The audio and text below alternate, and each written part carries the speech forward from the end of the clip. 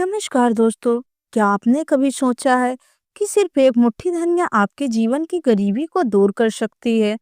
क्या वास्तव में पुत्रदा एकादशी के दिन किया गया यह छोटा सा उपाय पूरे वर्ष धन सुख और समृद्धि की वर्षा कर सकता है?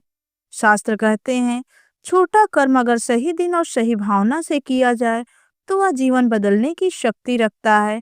आज की यह कथा केवल एक उपाय नहीं बल्कि आस्था, विश्वास और भगवान विष्णु की कृपा की अद्भुत कहानी है।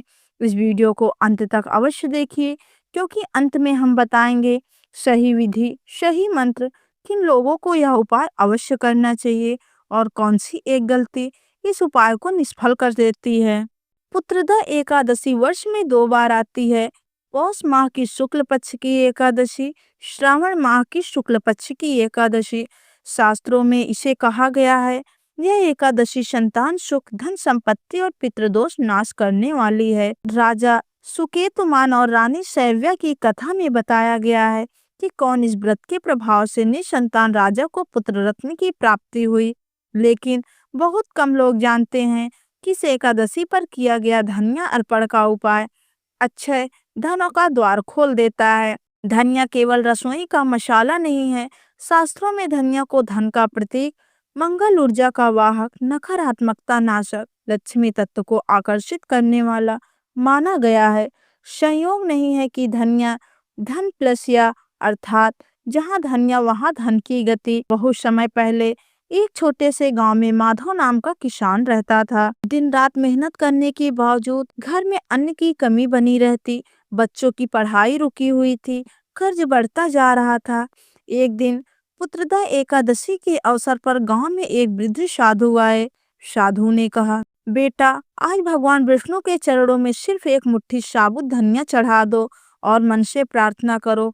माधव के पास दान के लिए कुछ नहीं था, बस रसोई में रखी एक छोटी सी मुट्ठी धनिया। जैसे ही साधु ने बताया, प्रातः स्नान, साफ वस्त्र पहनकर भगवान विष्णु का ध्यान करते हुए तुलसी के सामने दीपक जलाओ और एक मुट्ठी साबुत धनिया हाथ में लेकर कहना, ओम नमो भगवते वासुदेवाय, मम दरिद्राय नाशम, धन धान्य समृद्धि देहि देहि स्वाहा। फिर धनिया विष्णु जी को अर्पित करें या तुलसी के पास रखें। अगले दिन धनिया को लाल कपड़े में बांधकर तिजोरी या पूजा स्थान पर रखें। कुछ ही दिनों में माधव को रुका हुआ पैसा मिला, फसल अच्छी हुई, कर्ज उतरने लगा। 1 वर्ष के भीतर वही किसान गांव का सबसे सम्मानित व्यक्ति बन गया। उसने जीवन भर कहा, मेरे जीवन की दिशा एक मुट्ठी धनिया ने बदल दिया। यह उपाय कैसे काम करता है? पुत्रदा एकादशी, विष्णु तत्व सक्रिय, धनिया लक्ष्मी तत्व जागृत, श्रद्धा कर्म फल तीव्र, व्रत का दिन संकल्प सिद्ध। जब ये चारों मिलते हैं तो धन की धारा रुकती नहीं।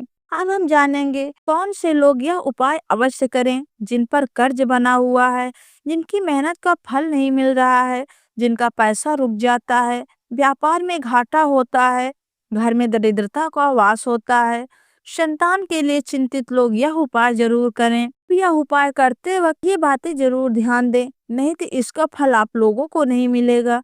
टूटा हुआ धनिया न चढ़ाएं, झूठ बोलकर व्रत न करें, मांस मदिरा का सेवन न करें, किसी को अपशब्द न कहें, उपाय बताकर अहंकार न करें। ये सभी उपाय करने के बाद आपको संकेत मिलते हैं। अगर आपने पुत्रदा एकादशी के दिन सच्चे मन से एक मुट्ठी धनिया अर्पण किया तो भगवान विष्णु आपकी परीक्षा नहीं लेते, बल्कि संकेत देना शुरू कर देते हैं। पहला संकेत, बिना वजह मन हल्का होना, नींद अच्छी आना, घर का वातावरण शांत होना। दूसरा संकेत, रुका हुआ पैसा याद आना, पुराने संपर्कों में अचानक कॉल आना, नौकरी या व्यापार का नया विचार। तीसरा संकेत, स्वप्न में माता लक्ष्मी का दिखना, जल कमल गाय या विष्णु दर्शन का सपना, सपने में हरा रंग दिखना। यह सभी संकेत बताते हैं कि यह उपाय स्वीकार हो चुका है।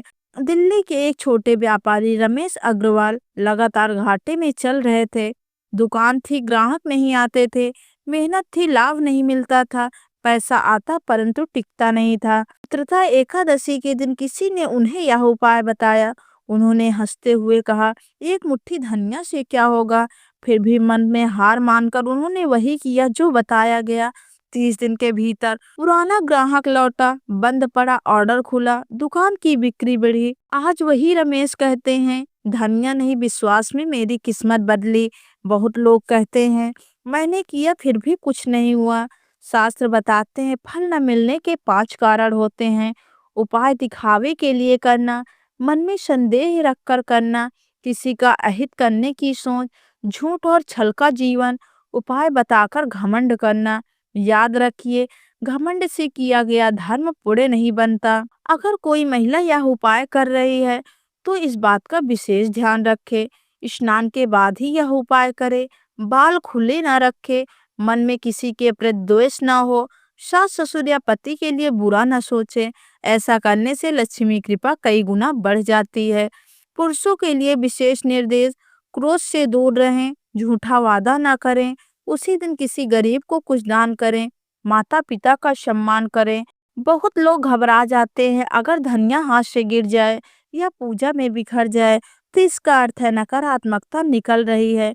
बस मन में कहें हे प्रभु मेरी भूल क्षमा करें और दोबारा अर्पण कर दें। एकादशी के अगले दिन ब्राह्मण या गाय को अन्न दें, घर में झाड़ू शाम को लगाएं, किसी को अपमान ना करें, धनिया वाला लाल कपड़ा सुरक्षित रखें। शास्त्रों में लिखा है जहाँ पितृदोष होता है वहाँ धन टिकता नहीं। पुत्रदा एकादशी का यह उपाय पितरों को संतुष्ट, घर में आशीर्वाद, धन मार्ग साफ कर देता है। जो दंपत्ति संतान के लिए परेशान है, इलाज करके थक चुके हैं, वे पति पत्नी हाथ में यह उपाय करें। एक ही थाली, एक साथ प्रार्थना और एक साथ धन्य अर्पण। शास्त्रों में इसे संतान सुख का बीज कहा गया है। इसको करने का सबसे श्रेष्ठ समय है प्रातः 5 बजे से 7 बजे तक या संध्या तुलसी आरती के समय। लेकिन भाव सबसे बड़ा मुहूर्त होता है। पद्म पुराण और स्कंद पुराण में एक बात स्पष्ट लिखी है, एकादशी के दिन जो भी वस्तु भगवान विष्णु को शुद्ध मन से अर्पित की जाती है वह कई जन्मों के दरिद्र कर्मों को नष्ट कर देती है। धनिया को शास्त्रों में लक्ष्मी बीज कहा गया है क्योंकि इसका रंग हरित समृद्धि, इसकी सुगंध सात्विक और इसका स्वभाव शीतल, इसीलिए धन को आकर्षित करता है और अशांति को बाहर निकालता है। अगर आप चाहते हैं कि पूरे साल धन की वर्षा हो तो पुत्रदा एकादशी के बाद यह 7 दिन का छोटा सा नियम अपनाएं। एक दिन धनिया लाल कपड़े में तिजोरी या पूजा स्थल पर रखें। दूसरे दिन ओम श्री महालक्ष्मी नमः का 11 बार जाप करें। तीसरे दिन किसी भूखे को भोजन कराएं। चौथे दिन घर की देहरी पर जल चढ़ाएं। पांचवें दिन माता पिता का आशीर्वाद लें। छठवें दिन किसी गरीब बच्चों को कुछ दान दें। सातवें दिन विष्णु जी को धन्यवाद करें। आठवें दिन धन के मार्ग खोल देते हैं। अगर पहले से कर्ज हो तो क्या करें? बहुत लोग पूछते हैं अगर कर्ज बहुत ज्यादा हो तो क्या यह उपाय काम करेगा? हाँ, लेकिन शर्तों के साथ। धन्य अर्पण के समय किसी से लिया कर्ज याद करें और मन ही मन में कहे हे प्रभु मुझे ईमानदारी मार्ग दिखाइए, मैं ऋण मुक्त होना चाहता हूँ। 99% मामलों में कर्ज उतरने का रास्ता अपने आप निकल आता है। एक व्यक्ति ने यह उपाय किया लेकिन अगले ही दिन लोगों को दिखाने लगा, देखो मैंने क्या कर लिया, अब मेरे पास पैसा आएगा। कुछ ही दिनों में झगड़े बढ़ने लगे, पैसा आया लेकिन टिक नहीं पाया, घर में बीमारी फैल गई। शास्त्र कहते हैं जो उपाय अहंकार से किया जाए वह वरदान नहीं परीक्षा बन जाता है। जहाँ स्त्री दुखी होती है वहाँ लक्ष्मी रुकती नहीं। इसीलिए अगर पत्नी माया बहू यह उपाय करती है तो पति की आयु बढ़ती है, घर का कलेश शांत होता है, संतान का भविष्य सुधरता है। आप लोग यह उपाय हर साल कर सकते हैं लेकिन सिर्फ एक बार ही, पूरा विश्वास बदल सकता है। श्रेष्ठ है हर पुत्रदा एकादशी को सादगी से करना चाहिए। अगर धनिया सूख जाए या खराब हो जाए तो डरिए मत, इसका अर्थ है नकारात्मकता सोख ली गई है। बस इसे किसी पौधे की जड़ में डाल दें, नया धनिया रख लें। धनिया का उपाय कोई जादू नहीं, कोई टोना नहीं, यह है संकल्प, श्रद्धा, सही समय। जब मन शुद्ध होता है तो भगवान स्वयं रास्ता बनाते हैं।